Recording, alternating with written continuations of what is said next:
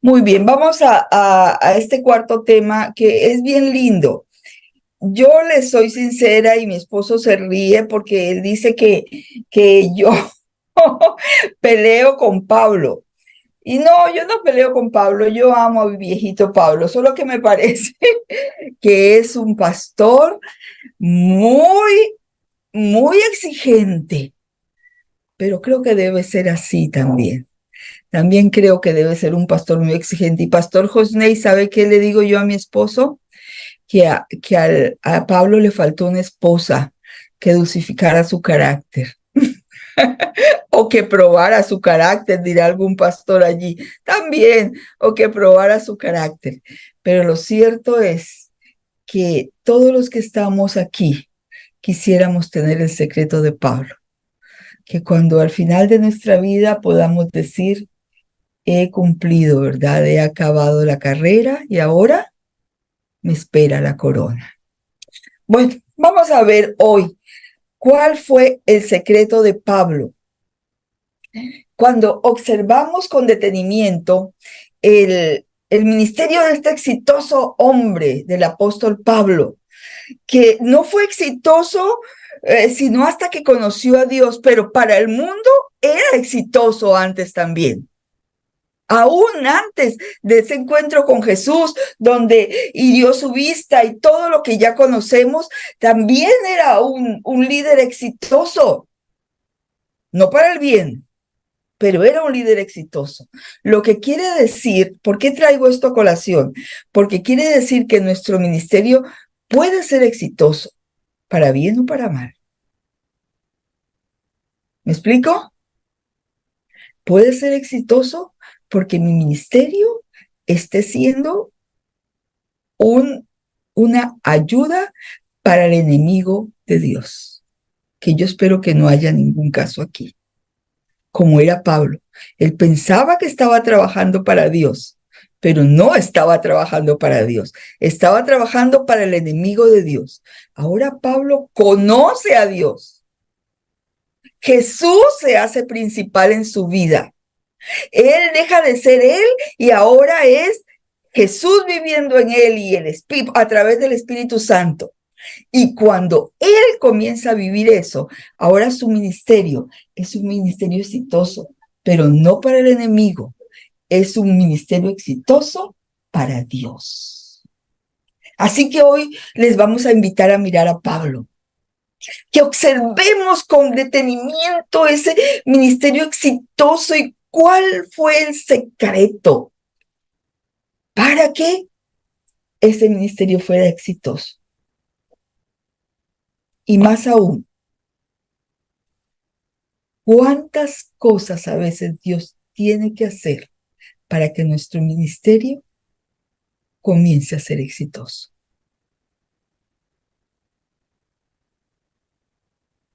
¿Me hago entender? A veces tenemos que caer y revolcarnos en nuestra propia miseria para que el Señor nos levante y nos muestre qué es lo que desea de cada uno de nosotros. Y podemos venir con un ministerio donde todo diga que el pastor es excelente, que predica bien, que tiene 20,000 posgrados, que es bueno en todo. Y podemos decir, qué ministerio tan exitoso como el de Pablo.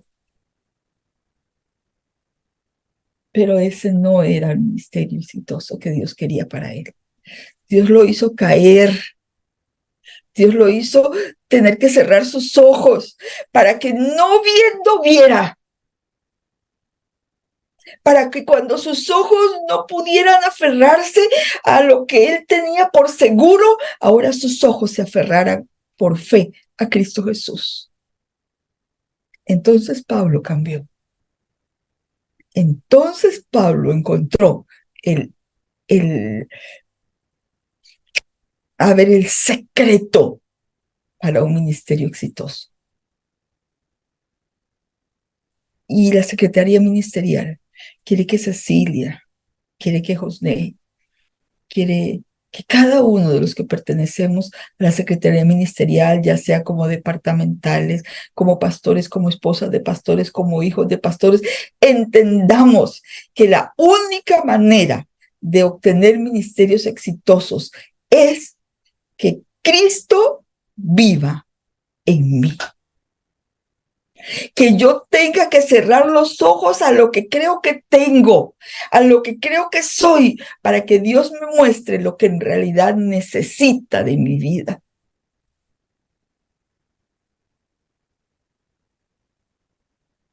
Y eso no es fácil. Y eso no nos gusta. Y eso no lo entendemos. Después de ser un gran líder, donde su palabra era autoridad, ahora él reconoce que no es más que otros y que su única prioridad, como lo decía el pastor Josney, es que una vez aprendiendo a ser discípulos, él pudiera hacer a otros discípulos que discipularan a otros. Ese fue el secreto del ministerio de Pablo. Pablo entendió que el poder de su ministerio no estaba en él, que nunca estuvo y que el Señor tuvo que remecerlo para entender verdaderamente el secreto de nuestro ministerio. Queridos y queridas, si hasta ahora nosotras y nosotros no hemos entendido que nuestro ministerio no se basa en lo que sabemos, no se basa en los títulos que tenemos, no se basa en los dones que nos fueron regalados porque no son nuestros, que nuestro ministerio se basa en imitar a Jesús, no hemos entendido el secreto de un ministerio exitoso. Y ahora vemos a Pablo diciendo, el mismo Pablo orgulloso que salía a atacar cristianos, que su palabra era ley. Ahora él dice, mira, no se trata de Pablo, no se trata de Pedro, no se trata de Juan, no se trata de esto, se trata que él a cada uno dio una porción y que juntos formamos el cuerpo de Cristo. No se trata de que el pastor es más que la esposa del pastor y que la esposa del pastor es más que el anciano o que el anciano es más que el diácono o que el diácono es más que la diaconisa. Se trata de que a cada uno Dios dio lo que necesita y que es vital en el trabajo para hacer discípulos. No hay discípulo menor, ni hay discípulo mayor. No lo hay. Solo hay discípulos. Y él mismo constituyó a unos apóstoles, a otros profetas, a otros evangelistas, pero no dice que uno sea mejor que otro, a otros pastores, de hecho los pastores no estamos ni de primeros, y a otros maestros, a fin de perfeccionar a los santos, para que entendamos que la obra del ministerio es la edificación del cuerpo de Cristo. Ya no vivo yo, mas vive Cristo en mí. Todos somos un pedacito del cuerpo de Cristo. Y qué responsabilidad. Un pedacito. ¿Importantes? Sí, pero no más importantes el uno que el otro. No más importantes el uno que el otro. Y hemos leído Efesios, hemos estado en el estudio de Efesios todo este trimestre, ¿no? A la carta de los Efesios muy claramente define cuál era la tarea principal que cumplía o ejercían estos líderes en la iglesia primitiva.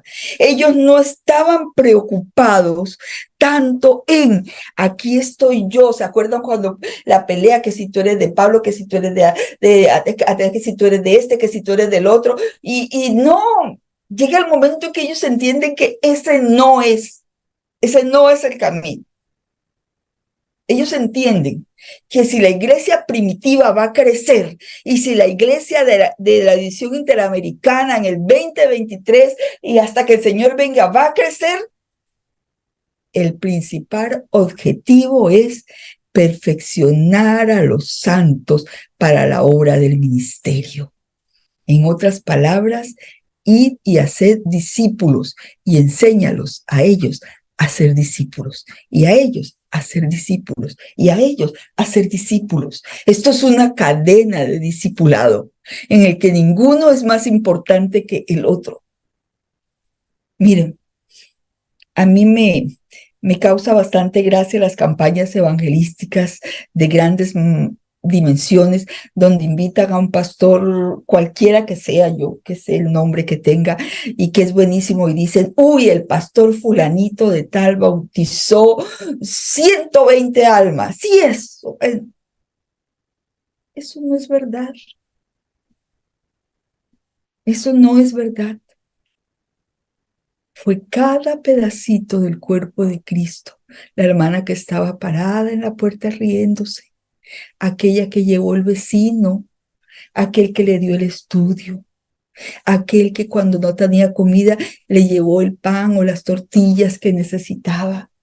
Todos esos pedacitos de Cristo trabajando dieron que esa campaña tuviera tantos bautismos. El perfeccionamiento de los santos para la obra del ministerio. Cada uno entendiendo qué me toca hacer y aquí estoy dispuesto para hacerlo. Cada uno entendiendo que tenemos un lugar en este cuerpo de Cristo. Lo que el apóstol Pablo está expresando nos llama poderosamente la atención porque los estudios de liderazgo se centran en señalar al líder como una tarea de que alguien sea motivador, inspirador, que esté allí, que pueda levantar las masas y que pueda hablar. Y amén, porque el que tenga ese don. Yo quiero decir que es un don de Dios también.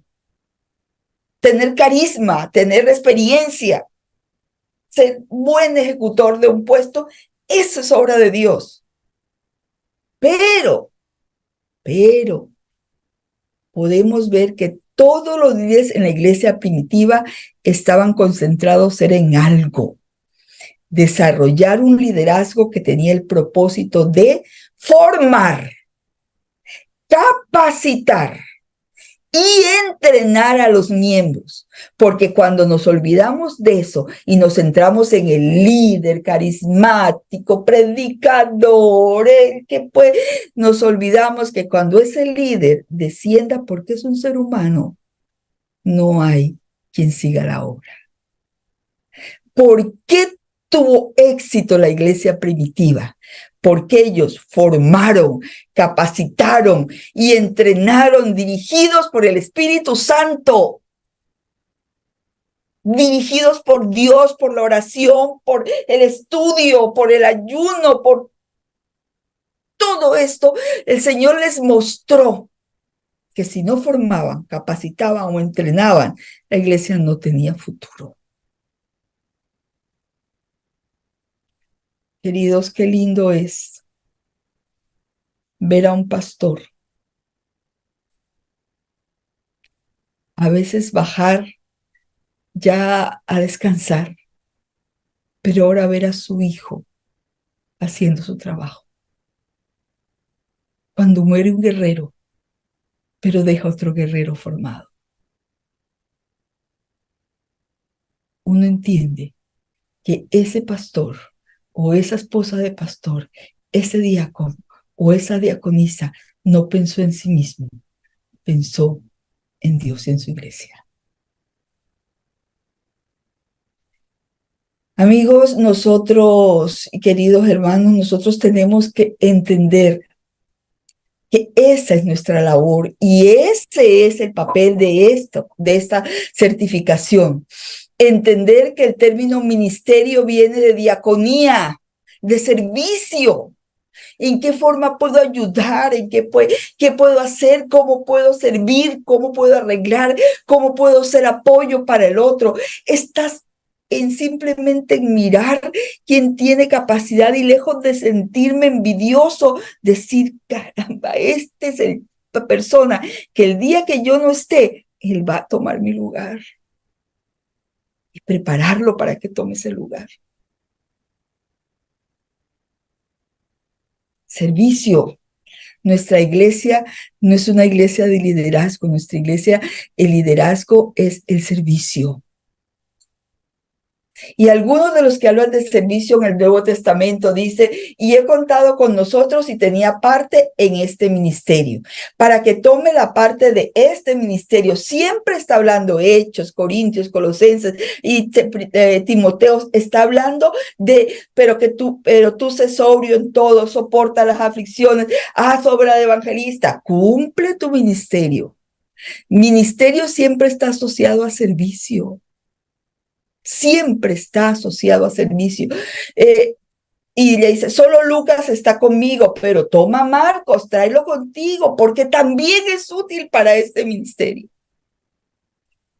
Y me gusta esta parte que el pastor Josney ha puesto aquí en este seminario, porque me lleva a desafiarlos, a que encuentren en cada miembro un servidor de Cristo, una parte del cuerpo de Cristo, una parte del ministerio de Cristo. Y no solo eso, a mí me gusta llevar todas nuestras familias. Qué lindo es que nuestras familias entiendan que nosotros no somos la élite de la iglesia. Nosotros somos la parte de servicio de la iglesia. Los pastores, nosotras las esposas, nuestros hijos. Somos los que estamos allí porque somos los primeros en servir en la iglesia. Donde alguien se necesite, ahí debemos estar nosotros, porque sé ejemplo de los fieles. Los que observamos en este texto es la relación de una causa y efecto. La causa es el trabajo de los líderes y el resultado, la edificación de la iglesia. Y aunque no estamos hablando de liderazgo, lo cierto es que un liderazgo servidor que no sirve, un liderazgo que no sirve, no sirve. Un liderazgo, el que los hermanos no me ven sirviendo, nadie cree en ese liderazgo.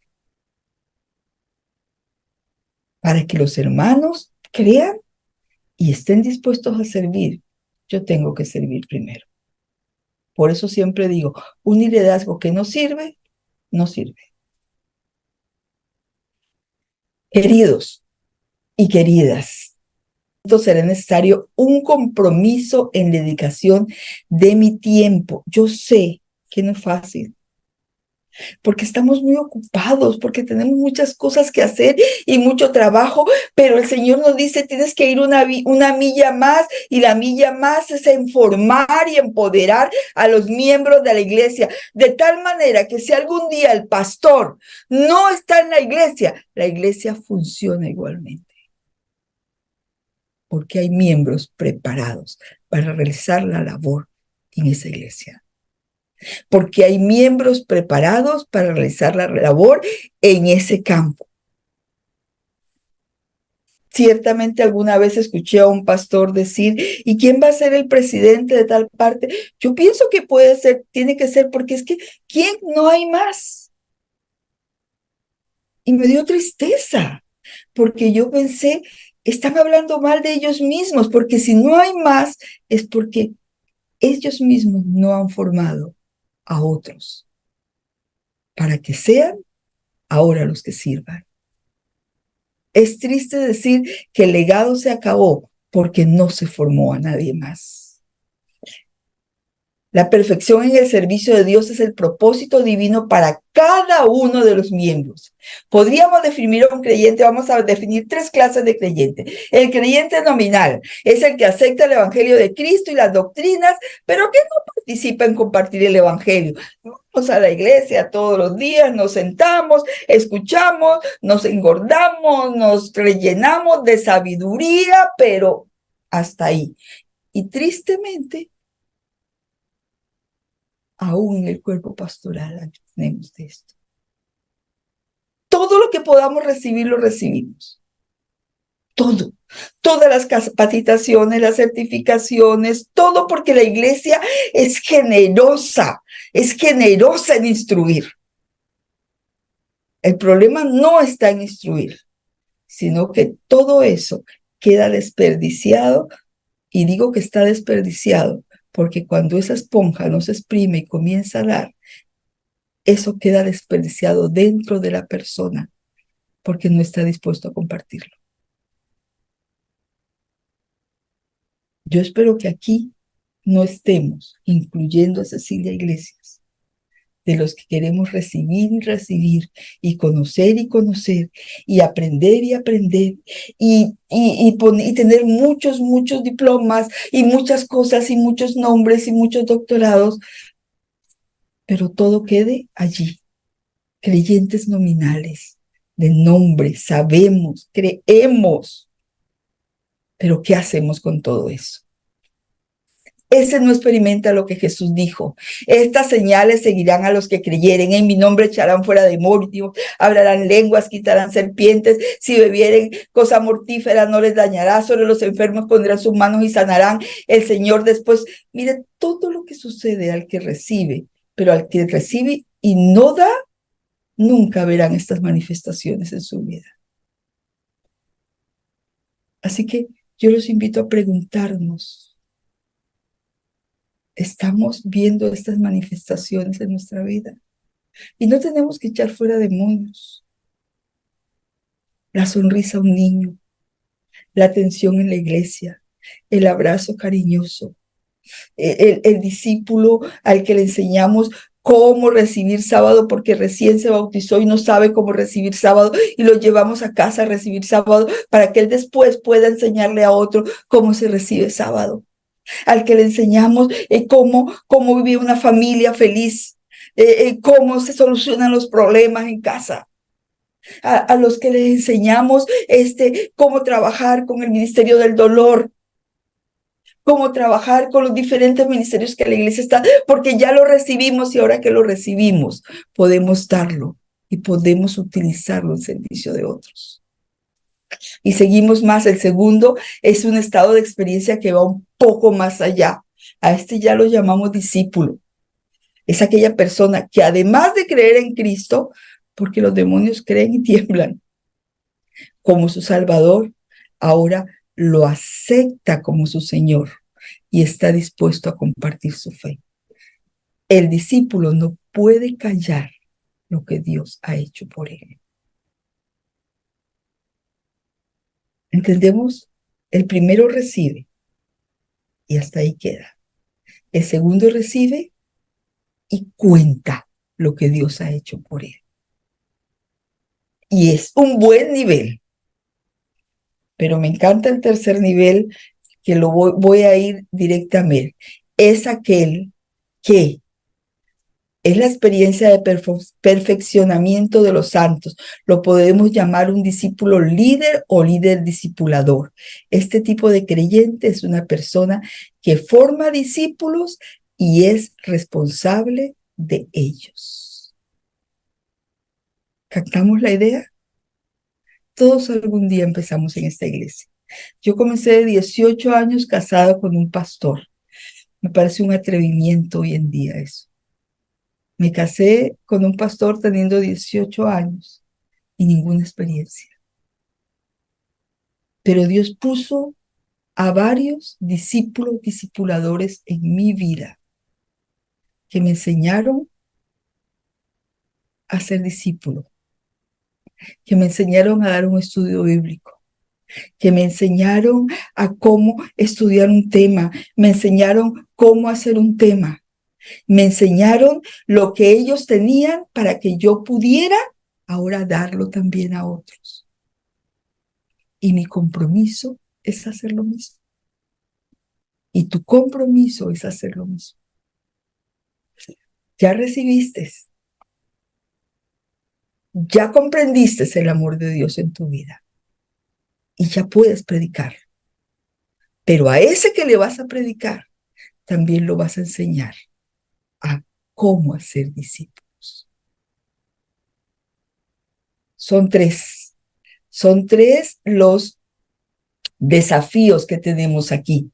Como podemos ver, esta persona nueva solo ha sido creyente, además de estar dispuesta a ser siervo para ganar a otras personas, pero va más allá. Ahora se convierte o transforma a otros creyentes en discípulos. Ya no solamente les dice, cree en el Señor Jesús y serás salvo tú y tu casa, sino tienes que ir a contarles a otros que sus casas también pueden ser salvas por nuestro trabajo. Voy a terminar mi historia con la historia de mi familia porque no conozco la de ustedes. Hace algunos años murió mi madre, ya bastantes años, de cáncer. Y mi hermano, que es pastor, estábamos allí porque ya no había nada más que hacer, solamente nos la dejaron para que estuviéramos con ella sus últimas horas. Y un día, y él se la quedó mirando y dijo, mi hermano mayor, que es evangelista, dijo, si algo le tenemos que agradecer a Lisita es mi mamá, es que un día ella aceptó al Señor Jesús. Y al aceptar al Señor Jesús, no solo cambió su vida, cambió la de sus hijos. Y hoy sus hijos sirven en la obra del Señor. Y yo le pido a Dios que me ayude a ser una Lisita.